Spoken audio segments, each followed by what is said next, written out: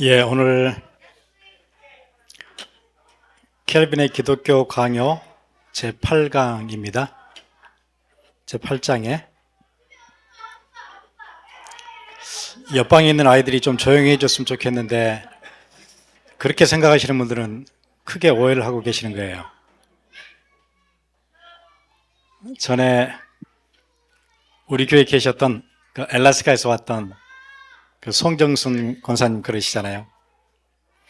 자기 교회 목사님은 교회 뒤에다가 유아실을 하나 만들어 놓고 애들 시끄럽게 하는 울음소리 한번 들었으면 좋겠다. 새벽마다 부르짖는데 애가 하나도 없어요. 요즘 교회들은 그래요. 젊은이가 없어요. 애들 뛰어노는 소리 한번 들어봤으면 좋겠다고 새벽마다 기도하는데 없어요. 어른들밖에 없어요. 그게 지금 미국 교회의 현실이에요.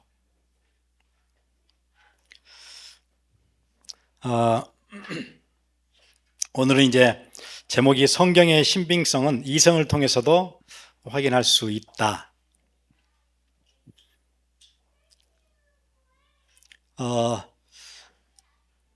성령님의 내적 조명으로 우리가 성경이 하나님의 말씀인 것을 깨닫게 되는데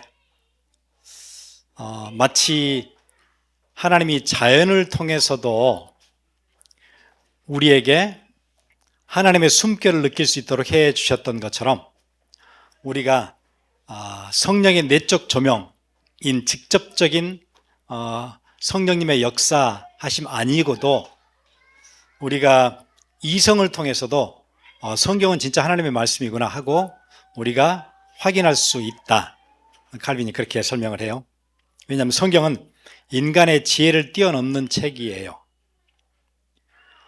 그래서 성경의 권위라는 것은 사람들이 논증이나 교회가 그거를 정경으로 채택했기 때문에 인정할 수 있다 그런 게 아니고 만약에 그걸로 권위가 인정됐다면 그 권위는 흔들릴 수도 있잖아요. 그런데 성경은 사람이 썼던 어떤 책하고도 전혀 다른 성경 자체가 가지고 있는 권위가 있어요. 세상에는 많은 책들이 있죠. 철학자들이 쓴 철학책들, 사상가들이 쓴 책들, 여러 수사학을 공부했던 사람들이 했던 그 화려한 언변들 있는데 그 언변들은 우리에게 잠시 기쁨을 줄 수 있고 즐거움을 줄 수 있지만 성경은 우리의 심령과 골수를 바꿀 수 있는 우리의 마음을 변화시킬 수 있는 하늘의 힘을 가지고 있어요. 그거는 수사학자들이나 철학자들이 절대 우리한테 줄 수 없는 성경 자체가 가지고 있는 파워예요. 그리고 성경은 여러 책들이 서로 다른 시대에 기록됐는데도 서로 아주 조밀하게 딱 연결이 돼 있어요. 그리고 성경은 문체가 아니라 내용이 결정적이에요. 성경은 여러 저자가 썼기 때문에 문체가 각각 달라요. 이사야나 다윗이 썼던 책들을 보면 아주 문체가 화려하죠. 아주 시적이고. 그런데 모든 성경의 문체가 다 그런 건 아니에요. 우리가 히브리서를 보면 제가 신학교에서 히브리서를 공부할 때 선생님이 그 닥터 뉴먼이었는데 뉴먼 교수님이 그래요. 히브리서 저자는 오랫동안 그 학자들 사이에서 누가 저자인가 이제 그거 가지고 디베이트가 굉장히 많은 책이에요. 그래서 보통 이제 목사님들은 그냥 바울이라고 다 얘기를 하거든요. 히브리서 저자는 바울이다. 그런데 그 뉴먼 교수님은 절대 바울은 아니라고 얘기하시더라고요. 절대 히브리서는 바울의 저자가 아니다.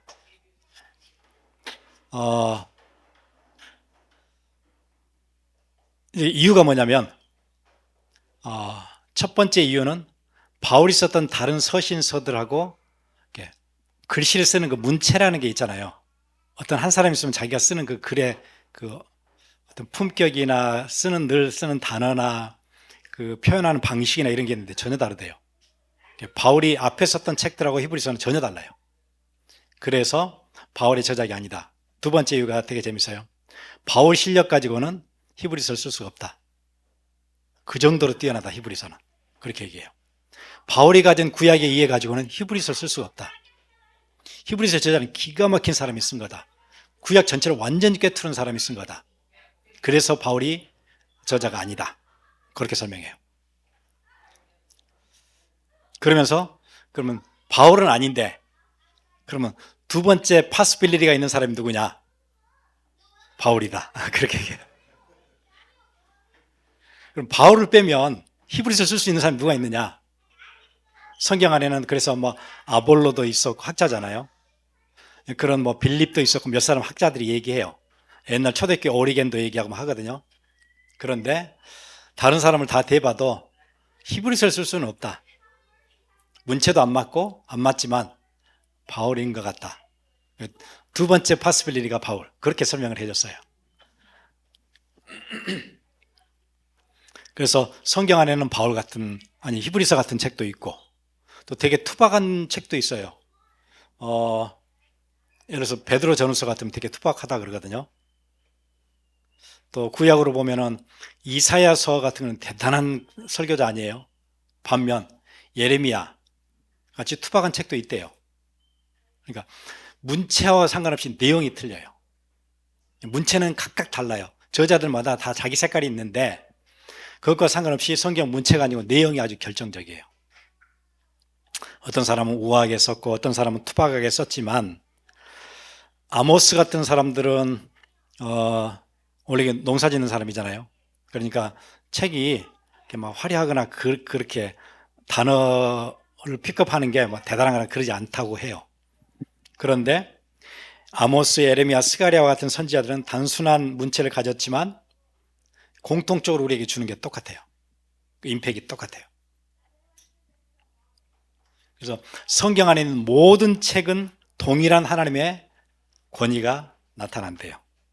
그래서 문체가 아니고 내용 자체가 사람이 쓴 책들과 전혀 다르다. 그래서 성경은 하나님의 저작이다. 켈빈이 그렇게 얘기하고 그 다음에 모든 기록물 중에 가장 오래된 고전성. 인류 역사가 가지는 어떤 기록보다도 성경의 역사는 아주 오래된 고대, 세상에 수많은 신화가 있고 하지만 그리스 신화, 이집트 신화보다 훨씬 앞선 세대의 기록이에요. 그리고 책을 보면 사람이 썼다면 사람이 쓴 흔적이 있어요. 내가 만약에 글을 쓰잖아요. 그러면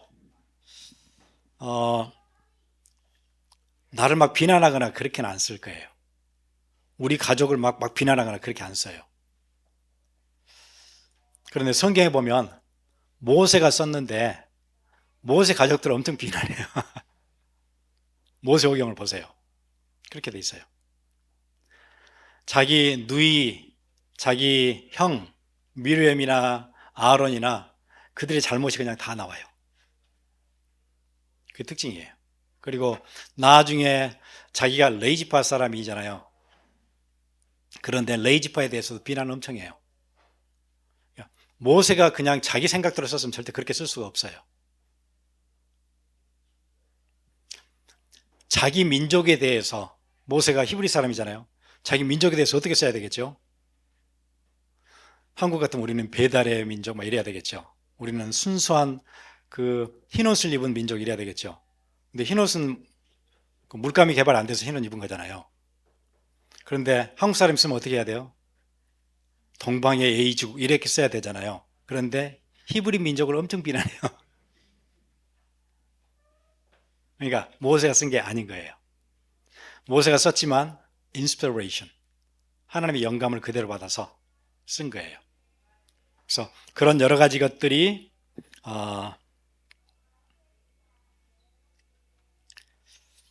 성경에 이거는 누가 사람이 쓴 게 아니라는 것을 확인시켜 준다. 그렇게 얘기해요.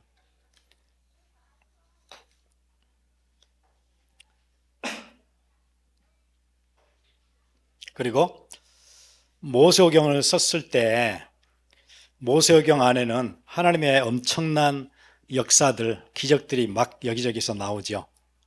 뭐 만나가 내렸던 사건, 반석에서 물이 터졌던 사건, 고라와 그 일당이 모세를 대적하다가 뭐 그런 일이 역사에 거의 없잖아요. 땅이 그냥 확 갈라져 가지고 땅이 그냥 고라와 250명 다 삼키잖아요.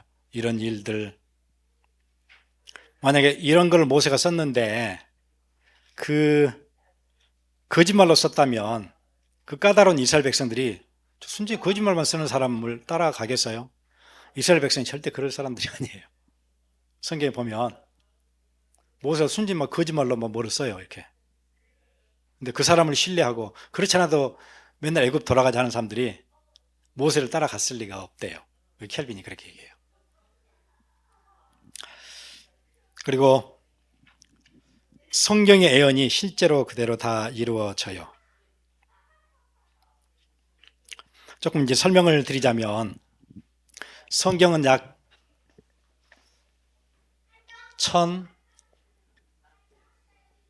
1500년의 기간 동안에 쓰여져요. 그리고 약 40명의 저자에 의해서 쓰여져요. 그리고 3개 언어로 쓰여져요. 헬라어, 그 다음에 히브리어, 그 다음에 신약의 많은 부분은 아람어. 이렇게 3개로. 그리고 거기에 있는 사람들이 전부 다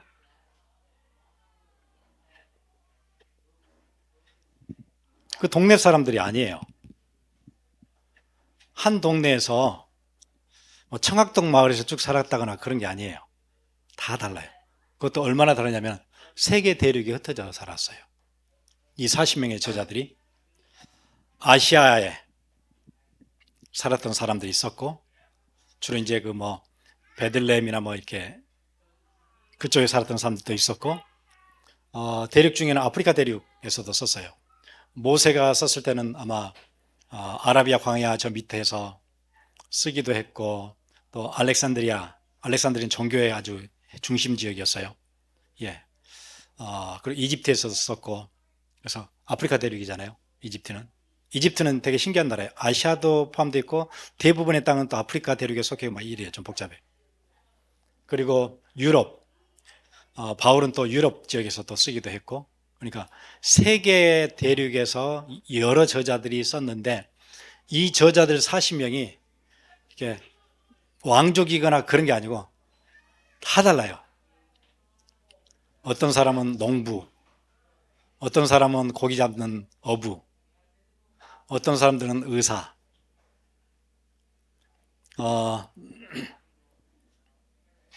각각 40명의 직업이 다 달라요.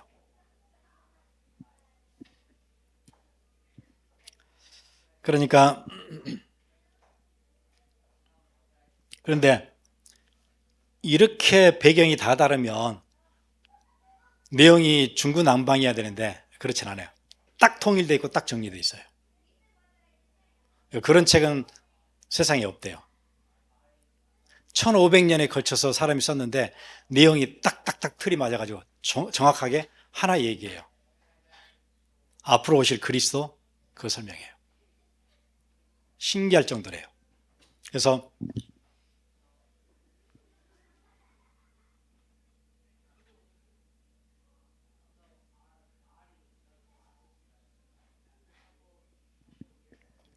예, 이 사이클을 계속 반복해요.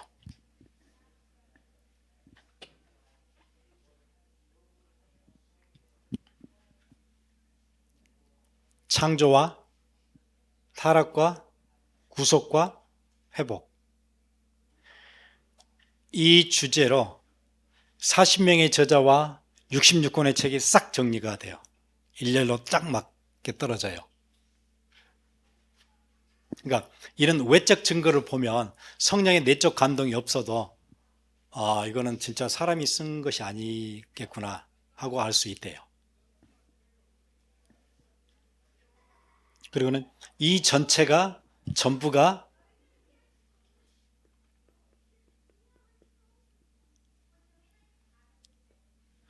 예수 그리스도에게 초점을 맞춰요.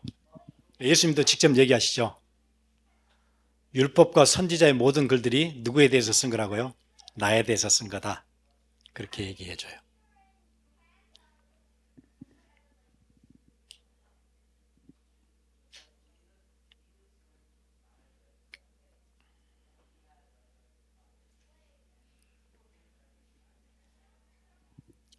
그러니까 40명의 제자가 다 달라요. 어떤 사람은 세리로 있던 사람도 있고, 어떤 사람은 농사 짓는 사람도 있고, 어부도 있고, 뭐 학자도 있고, 왕도 있고, 목동도 있고, 선지자도 있고, 이렇게 다르고 대륙도 세계 대륙에 따로따로 흩어져 살았고, 이렇게 다른데 하나 얘기를 쭉 하고 있어요.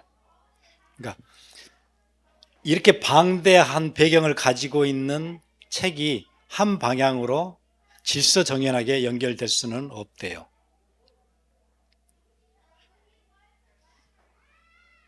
그리고 구약에 있는 수많은 예언들이 실제로 예수 그리스도에서 하나씩 성취가 다 됐어요.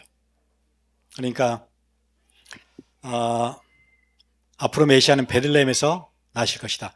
제가 전에 설교 때 그 설명한 적이 있어요. 베들레헴에서 나셨다는 게 얼마나 기가 막힌 일인지.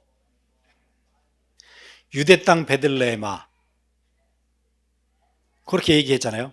앞으로 메시아가 오시는데 베들레헴에서 날 거래요. 그런데 예수님은 베들레헴 사람이 아니거든요. 그런데 베들레헴에서 날 거래요. 베들레헴에 갈 리가 없어요, 예수님이요.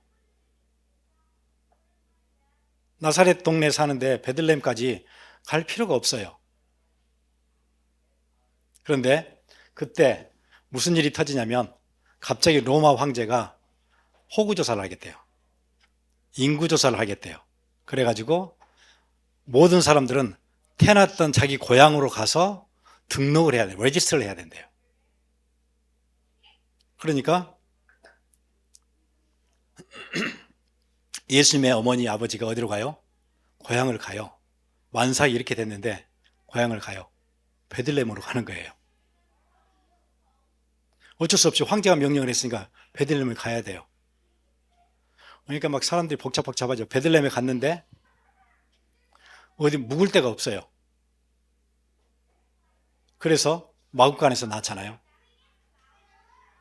그러면은 역사 일에 그런 일이 없었는데 갑자기 로마 황제가 레지스트를 다 해야 된다. 고향으로 내려가라.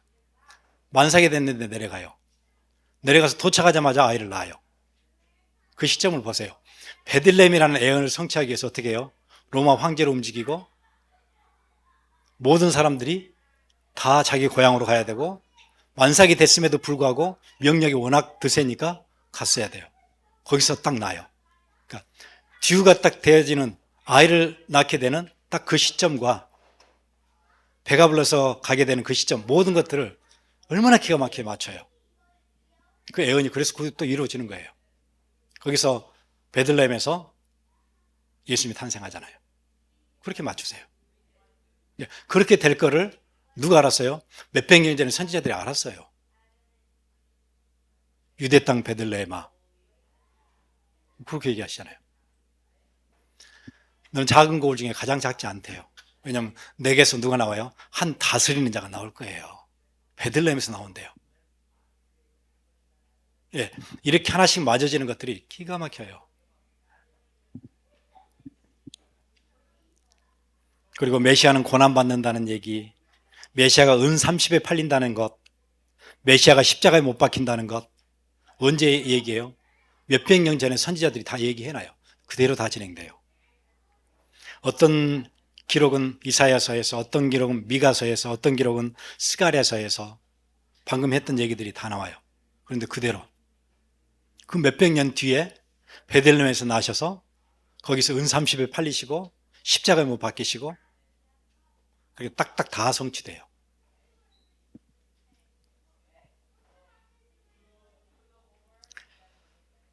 성경의 중심 주제 아까 진행되는 거 봤죠? 창세기에는 인간의 타락도 나오고 창조가 나오고 출애굽기에는 구원도 나오고 레위기는 속죄가 나오고 복음서에서는 십자가가 나오고 요한계시록에는 회복, 완전한 회복, 새하늘과 새 땅이 나오고. 그러니까 이렇게 저자가 다르고 이렇게 다 다르고 다른 데서 살았는데 어떻게 이렇게 구속사를 쫙 꿰뚫러서 한 방향으로 어떻게 이렇게 써져요? 레벨도 달라요. 어떤 사람은 학자고 바울은 학자잖아요. 어떤 사람은 농부예요. 어떤 사람은 어부예요. 그런데 한 방향으로 다 가요. 처음부터 끝까지 예수 그리스도에게 초점이 맞춰져서 타락한 인생이 어떻게 구속받을 수 있는지, 그렇게 어떻게 회복하시는지가 쫙 일렬로 정리되죠. 그리고 앞뒤가 이렇게 막 조화롭게 맞는 거 보면 신비할 정도예요. 성경 제일 처음에는 뭘로 시작하냐면은 나무로 시작하거든요.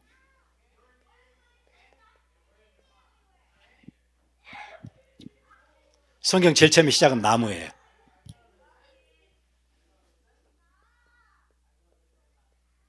생명나무라는 나무로 시작하거든요.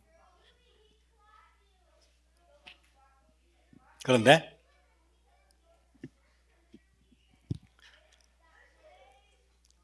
생명나무가 있던 에덴에서 쫓겨나서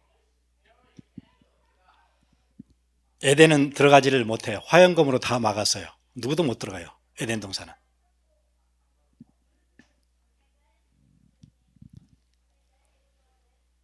그런데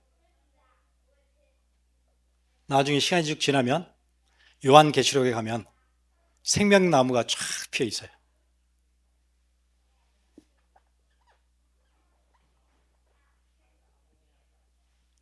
원래 이걸로 시작했잖아요. 하나님께서 생명나무를 만드셨잖아요. 그리고 뭘로 다시 회복돼요? 생명나무가 다시 열려요. 요한계시록에 나와요. 그 사이에 뭐가 있었어요? 타락이 있었어요. 그래서 뭐가 시작돼요? 구속이 시작돼요.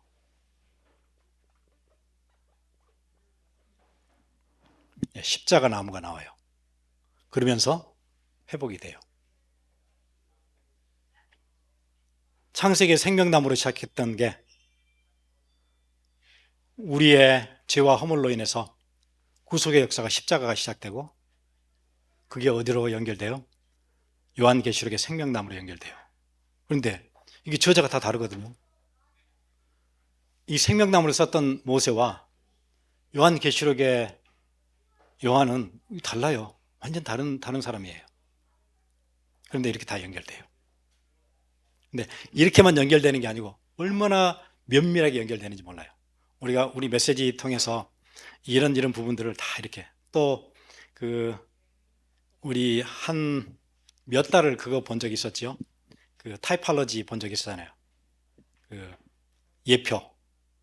구약에서 이렇게 그림자처럼 예표한 게 신약에서 이렇게 성취되어지는 거예요. 예표를 다 하나씩 다 한 주마다 봤던 적이 있죠.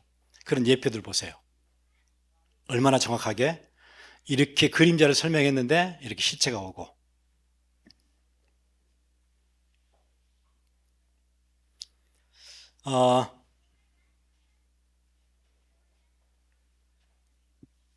그리고 우리 그것도 기억나지요. 생명나무 있는 에덴에서 쫓겨나가지고 에덴에 어디로 쫓겨나지요?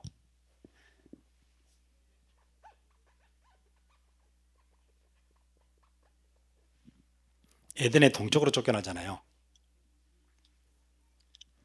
그리고 화영검으로 들어오지 못하게 다 막거든요. 그런데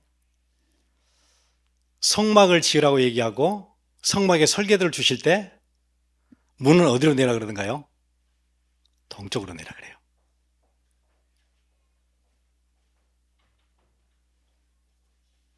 왜냐하면 어디로 쫓겨났어요? 에덴의 동쪽으로 쫓겨났어요. 그러니까 다 어디 살아요? 에덴의 동쪽 살아요. 그래서 에덴의 동쪽에 사는 사람들을 들어오게 성막의 문은 언제나 동쪽이어야 돼요. 왜?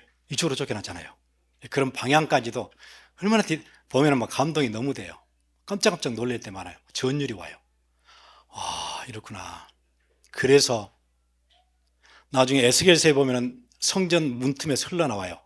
물이 흘러나와서 다 살리죠. 그때 성전 동쪽 문에서 물이 흘러나왔대요. 왜 그래요?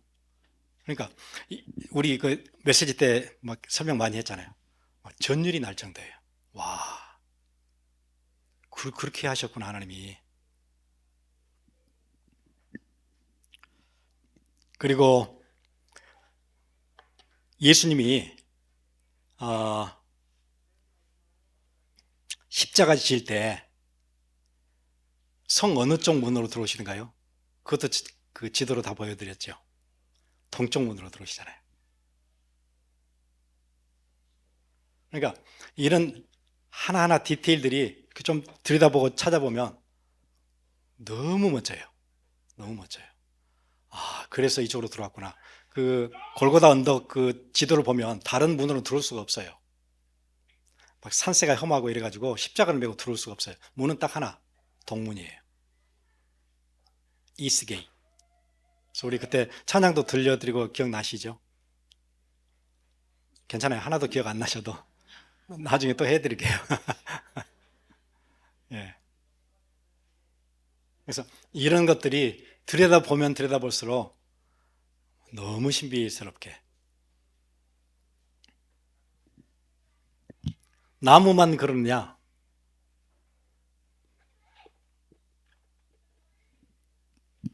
그 타이팔러지 여러 개 중에 우리 어린 양도 기억나시죠?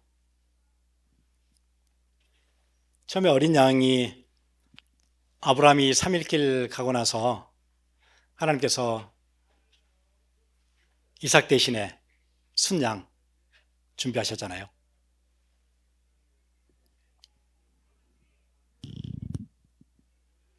그리고는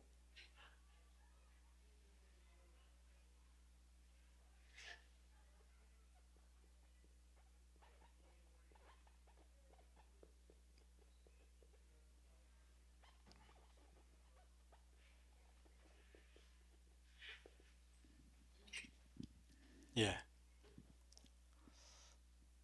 세례 요한이 얘기하죠. 세상 죄를 지고 가는 어린 양을 보라. 갑자기 뜬금없이 옛날에 그 순양이 있었는데 그때는 언제였어요? 아브라함 시대잖아요. 근데 세례 요한 시대에 갑자기 세상 죄를 지고 가는 어린 양 얘기를 딱 꺼내요. 그리고 봤더니 이 어린 양이 그런 어린 양이 아니고 매 제사 때마다 그냥 내내 드렸던 어린 양이에요. 아, 그게 이렇게 연결되네?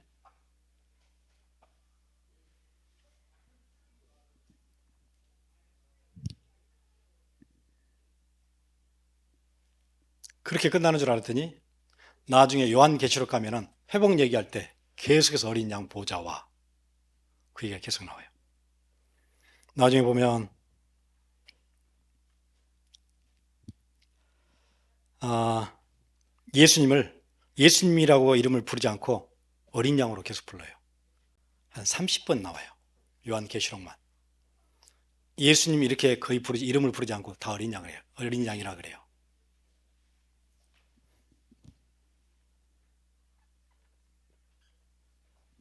이런 식으로 오밀조밀하게 이게 연결되는 게 놀라울 정도로 하나님이 다 연결시켜 놓으세요. 우리가 이렇게 보고 아 그렇구나 아는 것 말고 얼마나 또 많겠어요.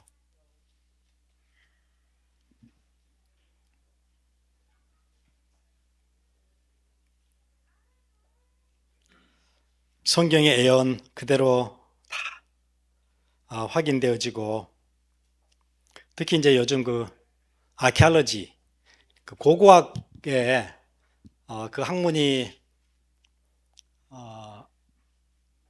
성경에 나와 있는 그 진리들을 가끔 이렇게 또 그 프루브를 해주는 것들이 또 많이 생겨요. 나중에 고고학도 얘기를 좀 드리면 좋을 것 같아요.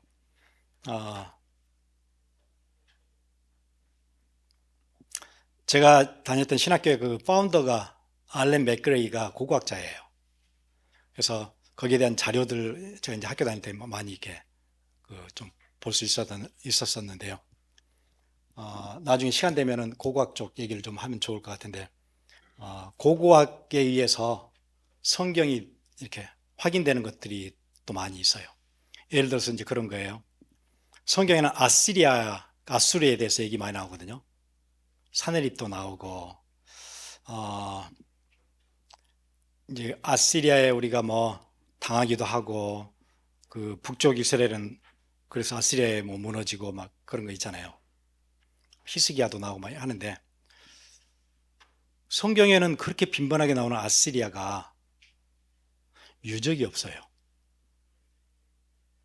그렇게 오랜 세월 동안 제국으로 있었다는데, 그럼 뭐 그때 아시리아 사람들이 살았던 뭐 터가 있다든가 성터가 있다든가, 그때 사람들의 생활 양식을 볼 수 있는 뭐 토기가 나온다든가, 뭐 파피루스가 나온다든가, 아니면 태블릿이 나온다든가, 점토판 같은 거, 그런 게 나와야 되는데 아시리아에 대한 유적이 없는 거예요.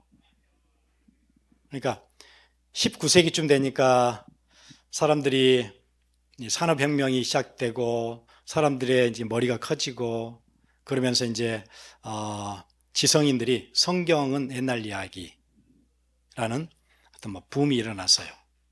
그러니까 막 성경 뭐 이야기 하나 만들어 가지고 막 썼는데 유물이 하나도 없으니까, 뭐 아시리아가 뭐 니느웨에서 뭐 요나가 뭐 어쨌다는데, 니느웨가 어디 있어? 유적이 하나도 없는데 유적터가 있어야 될 거 아니에요. 할 수 있는 고고학 할 수 있는 그 어떤 사이트에서 뭐 이렇게 뭐 찾아내고 뭐 이런 게 있어야 되는데 그런 게 하나도 안 나오는 거예요. 그래서 성경이 비난을 많이 받았어요. 19세기. 그때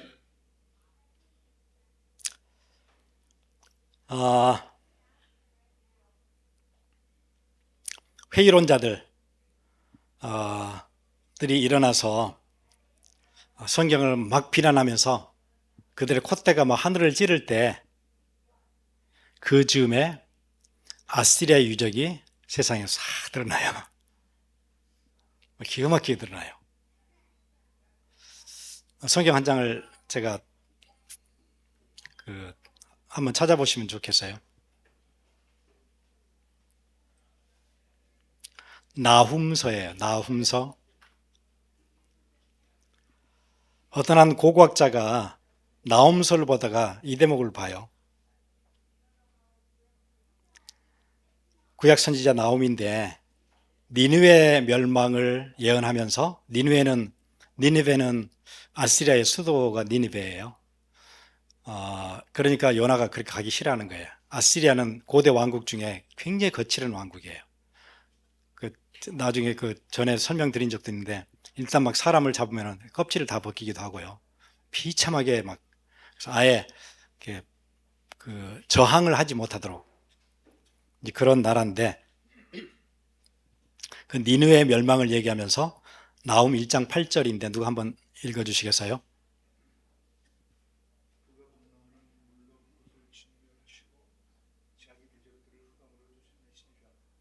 예. 니느웨를 멸망시킬 때 뭘로 하신다 그러죠? 범람하는 물로 하신대요. 그래서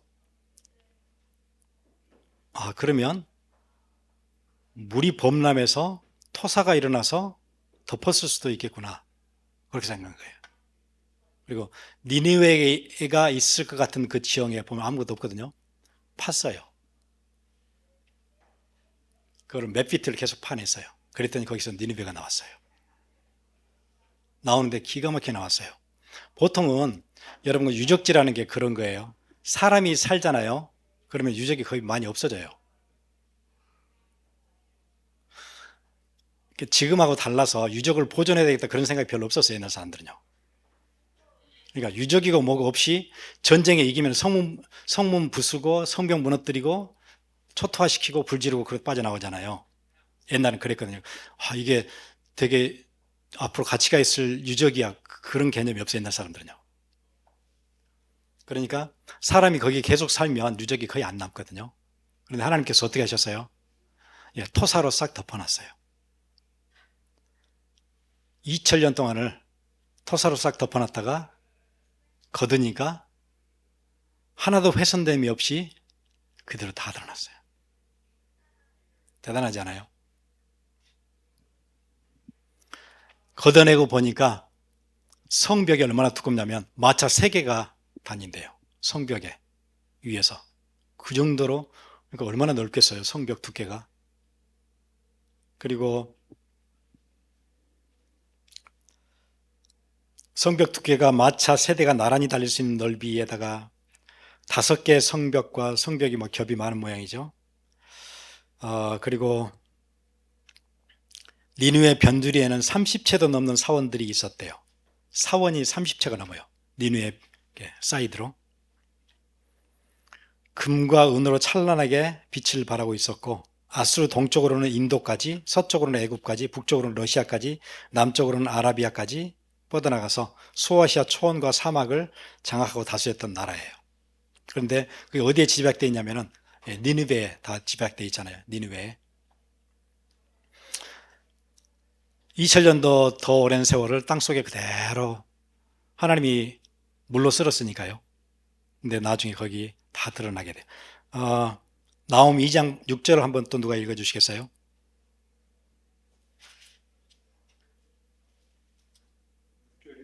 2장 6절.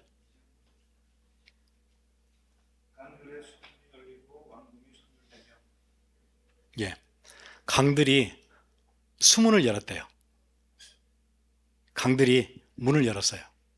그러니까 막 강에서 쏟아지고 막 물이 범람하고 왕궁을 다 덮고.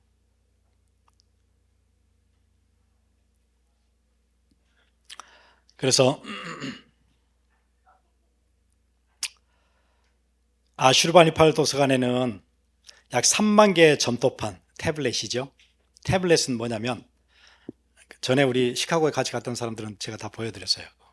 박물관에 가서 이렇게 진흙판이 있어가지고 거기다 찍어가지고 글씨를 쓰고 진흙이 마르잖아요. 그럼 딱 그대로 굳어요. 그게 점토판이에요. 태블릿이라 그래요. 그 태블릿이 3만 개 점토판에서 아슈르바니팔 왕궁에서 발견이 됐고요. 그리고 이 기록들은 아시리아의 역사, 법, 전쟁 기록들이 다 포함되어 있어요. 그리고 거기에 왕들 이름이 다 나오는데 성경에 얘기했던 그 왕들이 그대로 다 나와요. 그리고 성경에 나오는 에후 같은 이스라엘 왕들 이름도 거기 다 나와요. 그래서 제가 우리 셀라드라고는 전에 RC에 가면 시카고에가 유니버시티 오브 시카고가 아키알러지로 최고거든요. 그래서 거기에 박물관이 좋은 박물관이 있어요. 그래서 저는 시카고가 RC가 있으면 언제나 우리 셀라들 다 데리고 그 박물관에 가장 먼저 가요. 다 설명 제가 해줬어요. 얘들 막 깜짝 놀라 막 우리 애들은 막 갑자기 달려와요. 아빠 막 그러면서 달려와가지고 그때 그 얘기했던 그 호레스 왕이 썼던 이게 원통판이 있어요. 그 여기 있어 지금. 얘들이 막 전율이 나가지고 깜짝 놀래가지고 막 와. 그러니까 성경에 있던 것들이 고고학 박물관에 그냥 그대로 다 있으니까. 그래서 우리 어른들도 희망을 잃지 말 것은 아프지 마시고 아무튼 눈 시퍼렇게 뜨고 살아계시다가 우리 한번 시카고에 가는 날이 있어야 될 것 같아요. 근데 이제 그러다가 조금 진짜 힘 생기면은 대형 박물관을 가시면 돼요. 프랑스의 루브르와 대형 박물관에는 모든 성경 자료들, 고고학 자료가 다 들어있어요. 그래서 거기를 한번 같이 가서 봤으면 좋겠다. 그래서 절대 아프지 마시고 영양제 잘 챙겨 드시고 그랬으면 좋겠습니다. 예,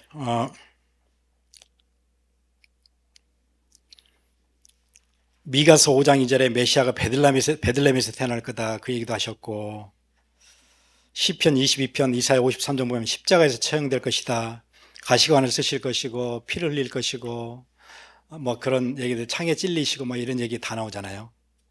예, 스가랴 11장에 보면은 은 30을 팔린다는 얘기 나오고 그냥 그대로 다 이루어져요.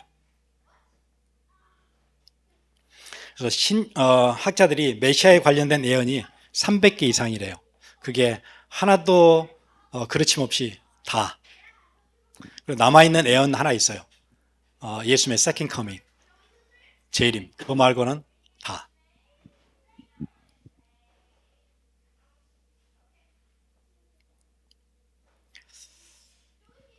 한때는 그 로마의 황제 중에 그 에피파네스라고 있어요. 안티오코스 에피파네스가 성경이라는 성경 싹 없애기로 해서 다 불태웠어요. 그런데 하나님께서 보존하셨어요. 그리고는 그 뒤에는 무슨 일이 있었냐면 그게 그리그로 다시 그 트랜슬레이트 해가지고 더 넓게 이렇게 보급이 되어지고요.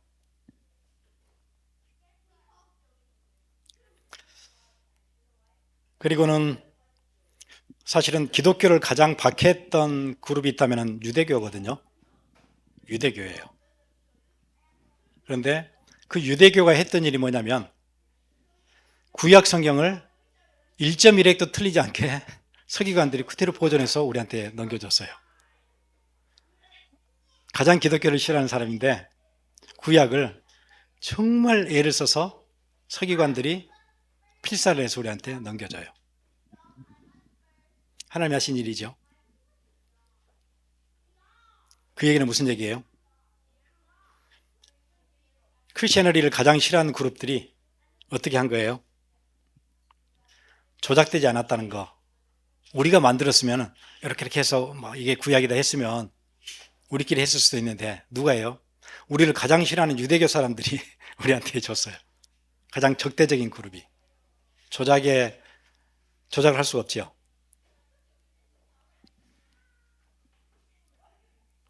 이제 신약으로 오면은 학문이 거의 없는 베드로, 요한, 세리 이런 사람들이 하늘나라의 신비를 선포하고 또 그렇게 잔인했던 교회를 핍박하려고 막 그렇게 열심히 했던 사울이 바뀌어서 성경의 대부분을 쓰고 신약 성경에.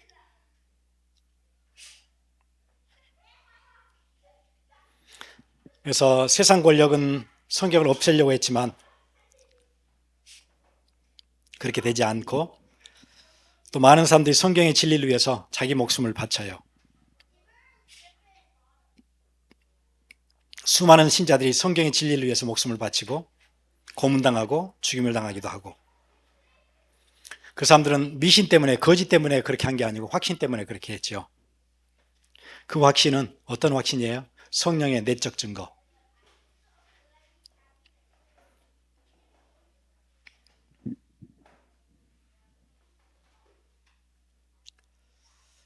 그래서 역사 안에도 하나님께서 그들의 삶을 변화시키는 것. 왜냐하면 파워가 있으니까 성경 안에는 하나님의 능력이 있으니까 성경을 보는 사람들은 삶이 변하게 되고 우리 잘 아는 그 존 뉴턴이라는 사람은 아마 그 찬송 지었죠.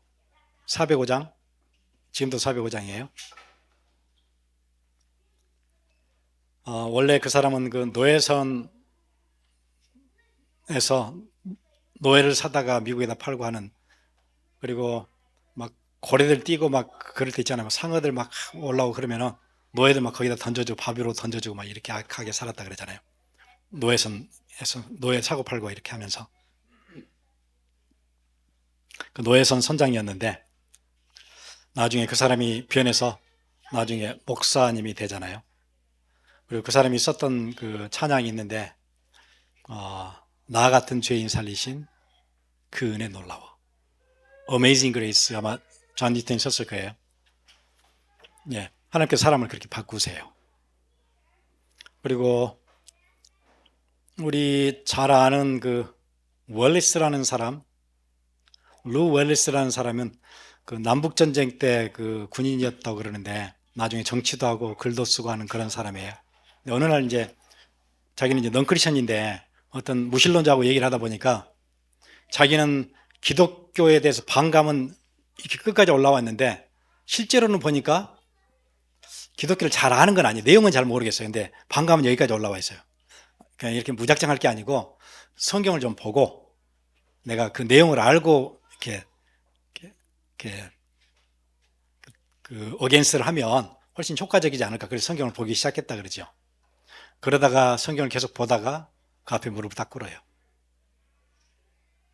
그리고 하나님께 돌아오죠. 그리고 그 사람이 책을 하나 써요.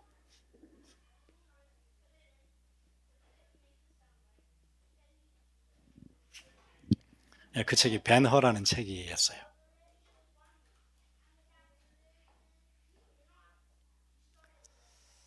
이 소설로 어마어마한 베스트셀러가 됐고 그러다 보니까 나중에 이걸 영화로 만들었잖아요. 벤 허라는. 아마 아카데미 시상식부터 시작해서 이 영화를 능가할 영화는 없는 것 같아요. 벤허를 능가하는 영화는 지금까지 없는 것 같아요. 이렇게 감동을 주고 이렇게 스펙타클하고 그 90mm 그 필름에 옛날엔 90mm로 안 찍었잖아요. 예, 그렇게 잘 맞는 영화가 있을까 싶어요. 진짜 저도 어릴 때 많이 봤던 것 같아요. 최근에 요즘 그래픽 그 CG 같은 걸 동원해서 배너를 또 만들었잖아요. 보러 갔는데 아 그런 느낌이 안 나요. 옛날에 그 벤허라는 말은 그 말이에요. 벤은 히브리어로 아들이라 그 말이에요. 허시 집안의 아들 그 말이거든요. 그러니까 만약에 벤 펄 그러면은 박씨 집안의 아들 이제 그런 게 되는 거예요. 그래서 자기를 감동시켰던 그 복음서의 메시지가 너무 자기를 변화시켰기 때문에 그런 이제 스토리를 만든 거죠. 그 사람만 그런 게 아니고 요즘 이제 미국의 작가들 중에 되게 유명한 그 리 스트로벨 같은 사람들, 또 뭐 자신 맥다월 같은 사람들, 그 변증하는 사람들이죠. 리 스트로벨은 제가 그분은 전에 이렇게 세르백 교회가 몇 년에 한 번씩 목회자들만 모여놓고 세미나를 했었어요. 전에 그 패서 리기. 저도 이제 그 세미나를 한번 갔었었는데 아마 3일인가 해요. 그 세르백에서 보니까 막 유럽에서 독일에서도 목사님들이 되게 많이 오고요. 그렇게 하더라고요. 미국 전역에서 와요. 근데 그때 이제 저녁에 특강 시간이 있었는데 리 스트로벨이 와서 특강을 계속 해줬어요. 이 사람이 시카고의 트리빈지에 아주 유명한 기자로 있어가지고 자기 와이프는 완전히 이제 크리스천인데 자기는 너무 싫은 거예요, 그게. 근데 이게 이렇게 해서는 안 되겠다 싶어가지고 자기 기자잖아요. 기자는 되게 예리하고 날카롭죠, 사건 보는 게. 그렇게 해서 이제 성경을 추적을 해봤어요. 그러다가 무릎 꿇었잖아요.